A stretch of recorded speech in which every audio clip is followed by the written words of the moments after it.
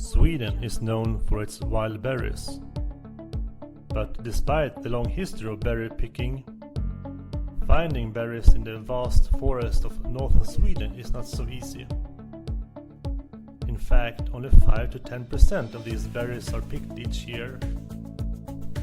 The berries are now mostly picked and sorted by foreign laborers, brought to Sweden only for these tasks. Most of these berries are then shipped out of the country and processed elsewhere. Berry extracts can even be used for high-value cosmetic products. Hence, there is plenty of room for the local wild berry industry to grow. This means local businesses could step in and further valorize this traditional local food.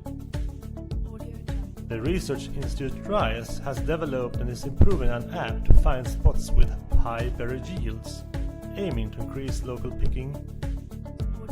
And work with local berry processors is creating regional intermediate value chains. This improves social cohesion and expands appreciation and use of local berries in Sweden. Do you want to be involved in improving valorization of Swedish wild berries? Then please contact RISE to find out how.